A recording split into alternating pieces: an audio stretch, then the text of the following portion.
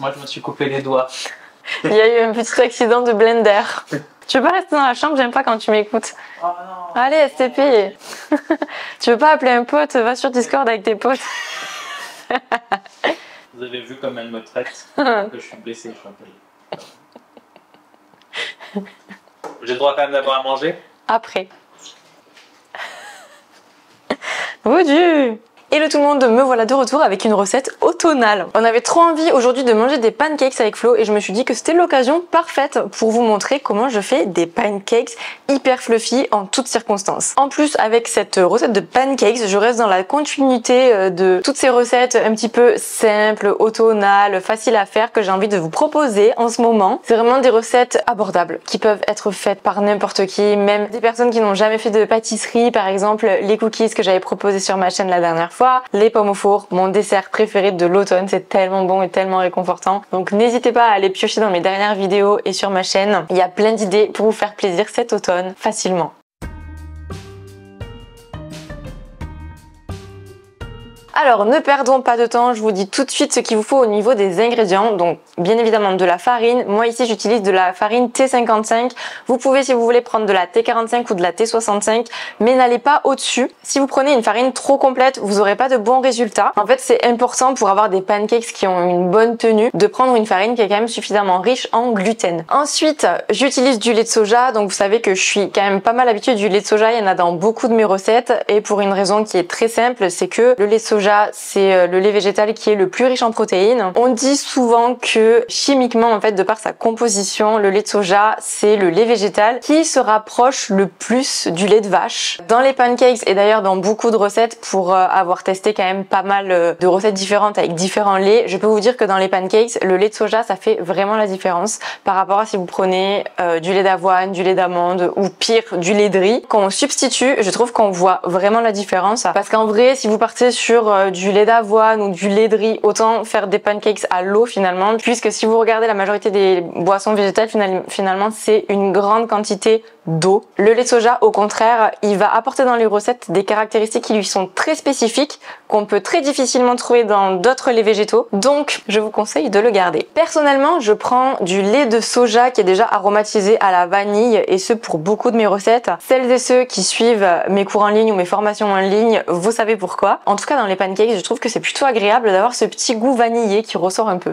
Dans cette recette de pancakes, je mets un petit peu de sucre, mais vraiment, c'est quasi rien, j'en mets un chouïa. C'est pas obligatoire, surtout qu'en général, quand on fait des pancakes, derrière, on va tartiner ça de garnitures qui sont déjà très sucrées, des pâtes à tartiner, des confitures, du sirop d'érable, etc.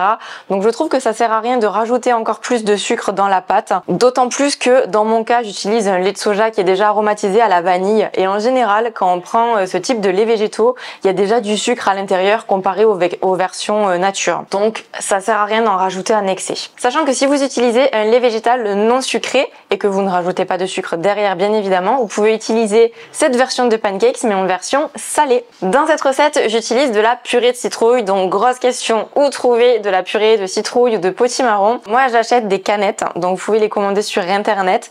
Après, en ce moment, comme c'est l'automne, si vous allez dans vos supermarchés au rayon cuisine du monde, si jamais vous avez un rayon américain, vous avez peut-être la chance d'en trouver, surtout en ce moment, je pense pas qu'il y en ait toute l'année. C'est pas un produit qui est très populaire chez nous, mais aux États-Unis, dès que l'automne arrive, tout le monde se jette sur les canettes de purée de citrouille. Si vraiment vous en trouvez nulle part, vous pouvez tout simplement prendre une citrouille, un potimarron ou une courge, la faire cuire au four et ensuite vous l'ouvrez et puis vous prenez la chair, puisque dans les conserves de purée de citrouille ou de purée de potimarron, c'est ni plus ni moins que de la purée de courge à l'intérieur, sans sucre ajouté, c'est juste de la purée de courge quoi. Donc finalement c'est hyper facile de faire ça soi-même. C'est juste un petit peu long à cuire. Et bien évidemment dans cette recette de pancakes, je vais utiliser mes épices favorites de l'automne, les épices pumpkin, le pumpkin spice. Ça c'est pareil, si jamais vous en trouvez nulle part, donc bien évidemment vous pouvez en commander sur internet, je vous mettrai des liens dans la barre d'infos, mais si vraiment vous n'arrivez pas à en trouver, sachez que les épices pumpkin c'est tout simplement un mélange d'épices avec une grosse base de cannelle, du gingembre, du clou de girofle et de la muscade. En ce qui concerne les proportions, ça dépend vraiment des marques que vous achetez. Ça varie énormément, donc si vous le faites maison, l'avantage c'est que vous pouvez vraiment le faire en fonction de vos goûts.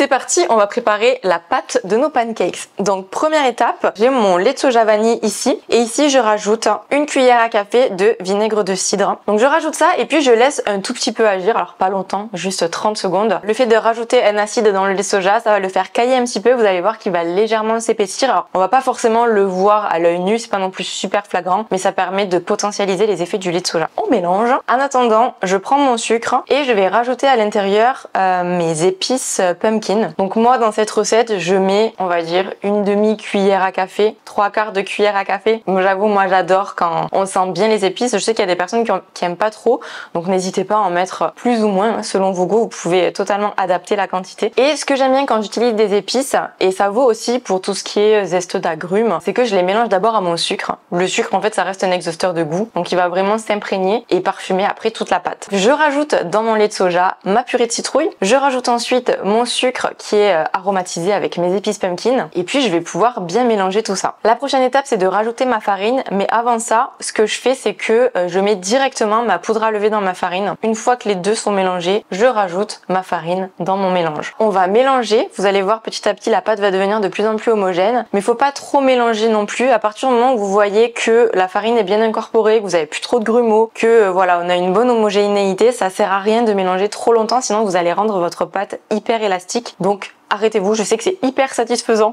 de remuer dans tous les sens, mais ça ne va faire que du mal à votre pâte. Donc sachez quand vous arrêtez, c'est important.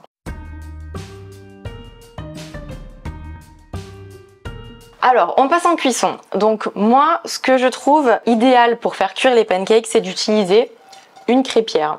Donc moi j'ai celle-ci, c'est une Tefal, c'est pas un truc super cher, on la trouve dans les supermarchés. Ça permet d'avoir une belle cuisson et ça n'accroche pas à la poêle. Sachant que faut quand même avouer que le matériel de cuisson, ça va quand même pas mal conditionner la réussite de votre cuisson de pancakes. Je dis pas du tout qu'il faut acheter du matériel qui est hyper cher, loin de là. Simplement si vous avez une vieille poêle avec un revêtement hyper abîmé qui accroche, ben forcément ça va impacter le résultat de vos pancakes. Avant de déposer la pâte sur ma poêle, ce que je fais c'est que je la fais bien chauffer, mais je veux pas la faire chauffer trop fort. Moi en général mon feu il va jusqu'à 9 et en fait ce que je fais c'est que je mets sur 7. Normalement avec ma poêle j'en ai pas besoin, mais toujours pour les premiers pancakes je mets un petit peu de matière grasse et par contre ce que je fais c'est que j'essuie avec un sopalin pour pas avoir non plus trop de gras. Au niveau de la matière grasse, moi je mets de l'huile, mais vous pouvez aussi utiliser de la margarine si vous préférez. Je dépose des petits tas de pâtes. Surtout je les étale pas parce que justement je veux que ça fasse des petits tas qui sont épais en fait, qui gardent leur épaisseur à la cuisson. Donc moi ce que je fais c'est que dans ma crêpière, je cuis 3 pancakes en même temps. Donc je me fais mes 3 petits tas. Au début c'est normal, ils s'étalent un petit peu dans la poêle et en fait quand ils ont fini de s'étaler, je rajoute une toute petite quantité de pâte par-dessus chaque pancake. Donc je mets ça au centre et normalement ça va pas s'étaler plus que ça et ça c'est ce qui me permet d'avoir des pancakes encore un petit peu plus épais et un petit peu plus fluffy. Maintenant, je laisse cuire en fait jusqu'à ce que les bords du pancake ils commencent à brunir un petit peu et que le milieu en fait il soit un petit peu moins liquide. Ça on le voit en fait parce que petit à petit on va avoir des bulles qui vont se former à la surface des pancakes et ça veut dire que c'est ok, qu'on peut les retourner. Évidemment pour retourner les pancakes il vous faut un ustensile. Moi j'utilise ça, ce petit outil qui est bien pratique. Après bien évidemment c'est selon vos habitudes. Vous avez sûrement vos outils préférés à la maison pour retourner les pancakes, les crêpes etc. Pareil, quand j'ai retourné, je laisse dorer un petit peu. Donc en gros, j'attends que l'autre côté il soit aussi coloré. De toute façon, visuellement ça se voit quand vos pancakes ils sont cuits. Et au fur et à mesure, j'empile mes pancakes sur une assiette et on va pouvoir déguster ça.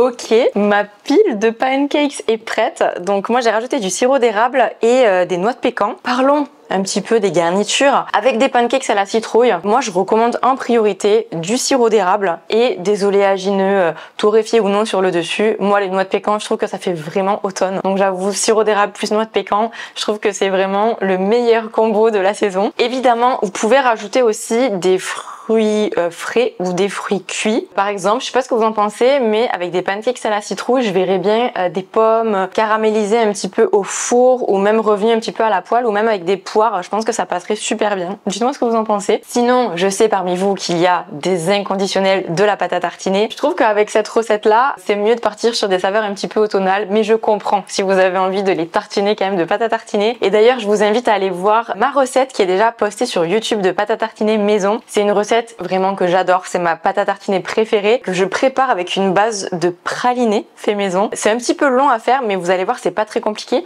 Je vous mets la vidéo dans le petit et dans la barre d'infos si jamais. C'est aussi un super cadeau à faire. Vous savez que moi j'adore faire des petits cadeaux gourmands et offrir des petits pots de pâte à tartiner maison, je trouve ça trop bien. Après avec des pancakes à la citrouille, je pense qu'il y a des tas de confitures qui se marieraient super bien avec. Si jamais vous avez des idées d'association, n'hésitez pas à laisser ça dans les commentaires, ça pourra donner des idées à tout le monde. On peut bien évidemment aussi les surmonter de chantilly. Si vous aimez la chantilly, je vous rappelle qu'il y a la recette de la chantilly végétale dans mon e-book, le grand livre de la pâtisserie végétale. Il y a aussi à l'intérieur, qui irait très bien avec les pancakes, la recette de la ganache au chocolat qui se fait vraiment ultra facilement. Dans tous les cas, à l'intérieur, vous avez 100 recettes. Ce sont mes recettes de base que j'utilise au quotidien. Sachez quand même que c'est bien plus qu'un livre de recettes puisque à l'intérieur, je partage toutes les bases de la pâtisserie végétale et surtout, je livre tous mes conseils pour adapter ces desserts en version végétale en tenant compte des différences qui existent entre pâtisserie végétale et pâtisserie traditionnelle. En tout cas, si vous avez envie de vous mettre à la pâtisserie végétale, je suis sûre que ce sera votre meilleur allié. Donc je vous mets le lien dans la barre d'infos, n'hésitez pas à aller le télécharger.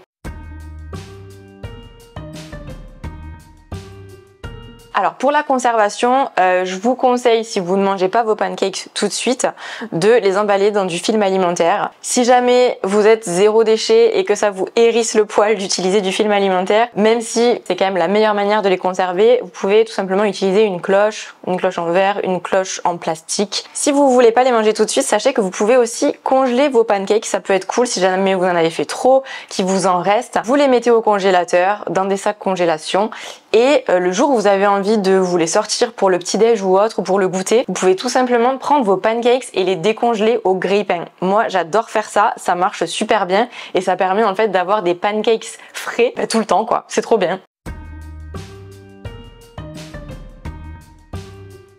Avant de terminer, je voulais vous faire une petite partie SOS pancakes. Si vos pancakes ne gonflent pas et sont tout plats, vous savez que moi j'adore les pancakes qui sont bien fluffy et bien moelleux. Si jamais ils sont plats, vérifiez vos sachets de poudre à lever parce que si ça se trouve, ça vient de votre levure qui tout simplement est périmée. Ne confondez pas la levure boulangère et la poudre à lever. Dans cette recette, on utilise bien de la poudre à lever. Si votre poudre à lever est ok, peut-être que c'est votre pâte qui était un petit peu trop liquide et qui du coup s'étale quand vous procédez à la cuisson. Donc si jamais c'est le cas et que vous avez bien vérifié, que vous avez suivi les proportions que je vous ai mises dans la barre d'infos, peut-être que c'est ma farine qui absorbe un petit peu plus d'humidité que la vôtre.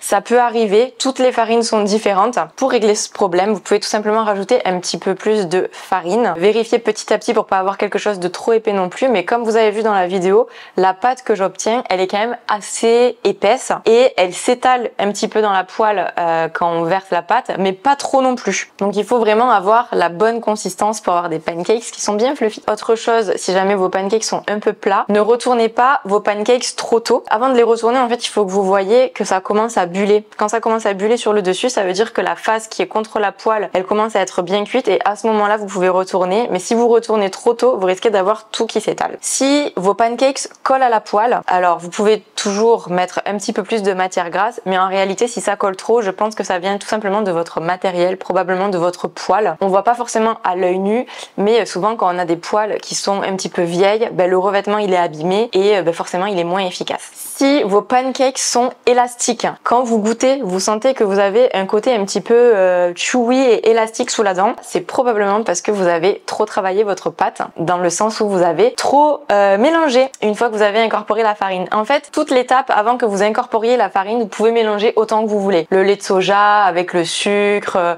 avec les épices, la purée de pumpkin, etc. Tout ça c'est ok, vous pouvez mélanger autant que vous voulez. Mais à partir du moment où vous mettez la farine à l'intérieur, c'est là que vous allez commencer à travailler votre pâte.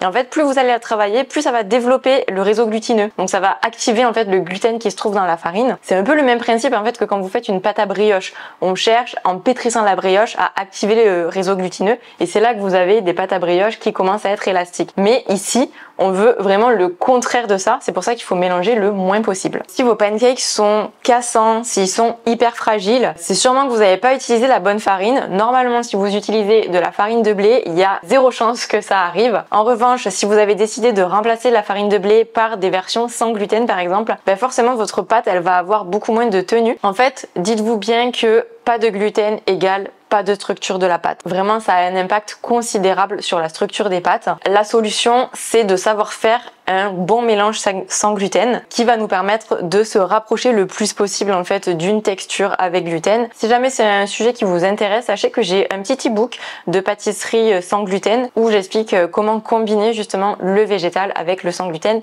et surtout comment faire un bon mix sans gluten qui fonctionne bien. Je vous mets le lien dans la barre d'infos. Et enfin, si dans vos pancakes vous sentez beaucoup trop le goût de la levure, ce que vous pouvez faire c'est rajouter déjà un petit peu de sucre pour neutraliser ce goût de levure. Sinon, vous pouvez tout simplement mettre un petit peu moins de poudre à lever, mais à ce moment-là, vos pancakes, ils vont moins lever à la cuisson et ils seront normalement un petit peu moins dodus. Bon, c'est parti, goûtons ces pancakes.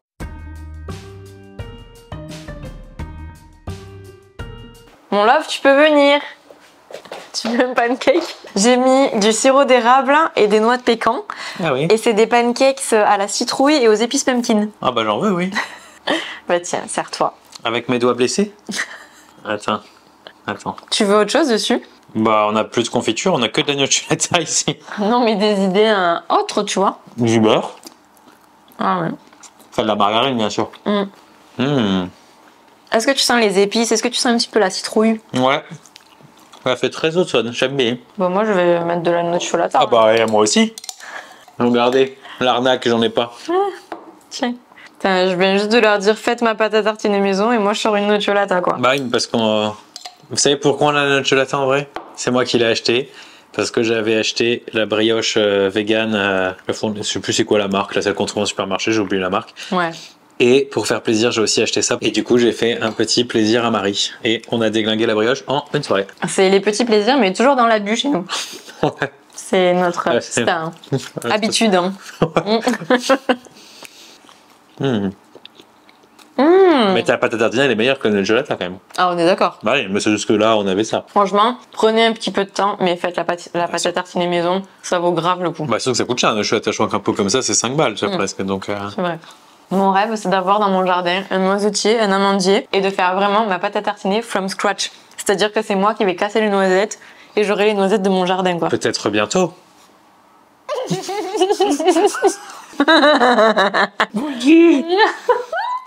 Par contre, tu sais ce qui manque à tes pancakes? Quoi? Une petite boisson chaude. Ah, Avec la chantilly. Mais ça, on n'a pas, je crois. Ah, j'ai trop la flemme là. Ah, bah, juste une boisson chaude, alors ça manque. Qu'est-ce que tu veux comme boisson chaude? Tu veux un petit thé? Petit thé de Noël. On passe déjà à Noël. Mon Dieu. On n'a plus de thé d'automne. Du coup, on fait avec ce qu'on a en stock. Est-ce que tu vois quand même qu'ils sont bien fluff et bien épais? Ça, c'est ce qu'on veut. De l'épaisseur. Mon plus grand désarroi, c'est que comme tu fais les photos avant, bah, ils sont froids. Bah, mets le grille-pain. Oui, c'est vrai. Tu peux, hein. Le fluff de ces pancakes, moi j'adore. Moi aussi, mon lava. Je mange sans rien. Mais j'ai du mal à étaler avec toutes mes blessures. Que je te le fasse. Hein. Je lui fais tout ces derniers jours. Bah oui, hein. Il me manque j'ai plus qu'un doigt sur la main. Le grand blessé. Voilà, j'espère que ça vous aura donné envie de goûter ces pancakes à la citrouille et aux épices pumpkin. Pensez à me taguer sur Instagram quand vous reproduirez cette recette. Je vous mets mon compte juste en bas de l'écran. J'adore voir ce que vous préparez, aussi bien avec mes vidéos YouTube qu'avec mes formations, mes e-books. En général, le lundi matin, c'est mon petit moment plaisir. Je me pose, je regarde tout ce que vous avez préparé dans le week-end et ça me fait trop plaisir. Merci beaucoup d'avoir regardé cette vidéo jusqu'à la fin. Si vous avez aimé la vidéo, pensez à mettre un like. Pensez à vous abonner à la chaîne et à activer la cloche pour ne pas rater les prochaines vidéos. Si vous avez d'autres questions ou que vous rencontrez des problèmes avec vos pancakes, n'hésitez pas à me laisser un petit commentaire et je volerai à votre secours. Sur ce, je vous embrasse et je vous dis à la semaine prochaine pour une nouvelle vidéo. Bye!